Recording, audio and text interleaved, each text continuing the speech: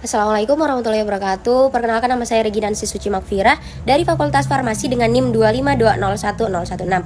Yang saya hormati Bapak Dr. Kasman SPDI MPD selaku pengampu mata kuliah Pendidikan Agama Islam. Kali ini kita akan membahas tentang politik dalam Islam. Sempurna terhadap perilaku individu dan masyarakat, kini hampir dapat dikatakan bahwa kekuatan peran agama nyaris tidak melewati batas individu saja, kecuali jika ingin mengecualikan beberapa kalangan masyarakat Islam, seperti sebagian masyarakat yang ada di Jazirah Arab misalnya, yang itu pun memiliki tingkat kepatuhan dan keterpengaruhan pada Islam yang tidak sama satu dengan yang lainnya. Yang pertama ada pengertian politik Islam. Politik Islam di dalam bahasa Arab dikenal dengan istilah siyasah. Oleh sebab itu, dalam buku-buku para ulama dikenal istilah siyasah syar'iyyah. Dalam Al-Muhit, siyasah berakar dari kata-kata sasaya susu. Dalam kalimat sasaat dawaba yasusuha siyasatan berarti kama alaiha wa radlaha wa adabbaha. Maaf bila salah. Yaitu artinya mengurusinya, melatihnya dan mendidiknya.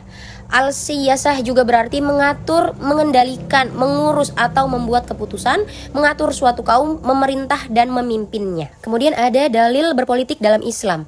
Rasulullah SAW sendiri menggunakan kata politik atau siyasah dalam sabdanya, yakni adalah Bani Israel. Mereka diurusi siyasah urusannya oleh para nabi. Tasussuhumul anbiya. Ketika seorang nabi wafat, nabi yang lain datang menggantinya. Tidak ada nabi setelahku, namun akan ada banyak para khalifah. Hadis riwayat Bukhari dan Muslim. Jelaslah bahwa politik atau siyasah itu bermakna adalah mengurusi urusan masyarakat. Rasulullah SAW bersabda, siapa saja yang bangun di pagi hari dan dia hanya memperhatikan urusan dunianya, maka orang tersebut tidak berguna apa-apa di sisi Allah. Dan barang siapa yang tidak memperhatikan urusan suatu kaum muslimin, maka dia tidak termasuk dalam golongan mereka, yaitu kaum-kaum muslimin. Hadis riwayat Tabrani. Kemudian ada politik dalam pandangan cendekiawan dan ulama. Imam Al-Ghazali menulis dalam kitab Ihya Ulumuddin, yaitu politik ataupun siyasah dalam mengisahkan makhluk Allah dan memberi petunjuk kepada mereka ke jalan yang lurus, yang menyelamatkan mereka di dunia dan akhirat, terdiri daripada 4 martabat, yakni martabat pertama yaitu martabat tertinggi adalah siyasah para nabi dan hukum mereka atas golongan khas dan awam zahir dan batin, dan merekalah para nabi ahli siyasah yang paling afdal. Martabat kedua yakni siyasah para khalifah, raja dan sultan, dan hukum mereka atas golongan khas dan awam sekalian, tetapi dalam hukum zahir saja, bukannya batin. Berikutnya ada sejarah pemikiran politik Islam. Dalam ajaran Islam, masalah politik termasuk ke dalam kajian fikih siyasah. Fikih siyasah adalah salah satu disiplin ilmu tentang seluk-beluk pengaturan kepentingan umat manusia pada umumnya dan negara pada khususnya, berupa hukum, peraturan, dan kebijakan yang dibuat oleh para pemegang kekuasaan yang bernafaskan dari ajaran Islam. Al-Quran tidak menyatakan secara eksplisit bagaimana sistem politik itu muncul, tetapi menegaskan bahwa kekuasaan politik dijanjikan kepada orang-orang yang beriman dan beramal saleh. Ini berarti politik terkait dengan kedua faktor tersebut. Kemudian ada asas-asas sistem politik dalam Islam. Hakimiyah ilahiyah, yakni memberikan kuasa pengadilan kedaulatan hukum tertinggi dalam sistem politik Islam hanyalah hak mutlak Allah.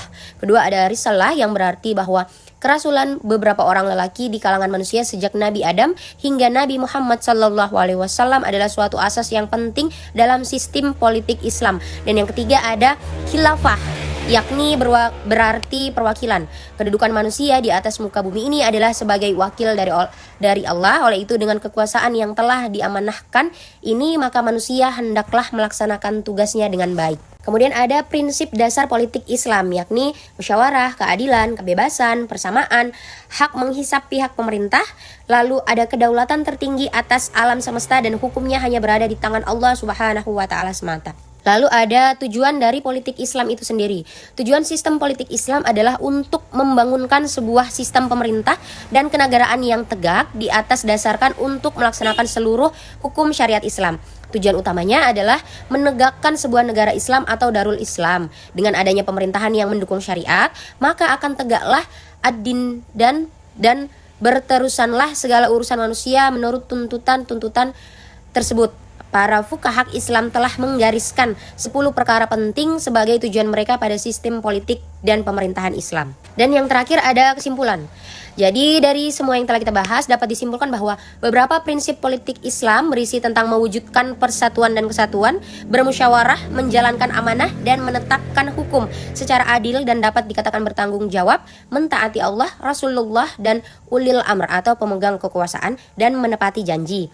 Korelasi pengertian politik Islam dengan politik menghalalkan sejarah cara merupakan dua hal yang sangat bertentangan. Islam menolak dengan tegas mengenai politik yang menghalalkan segala cara. Sekian yang dapat saya sampaikan, kurang dan lebihnya mohon maaf. Wabillahi taufik wal hidayah. Wassalamualaikum warahmatullahi wabarakatuh dan terima kasih.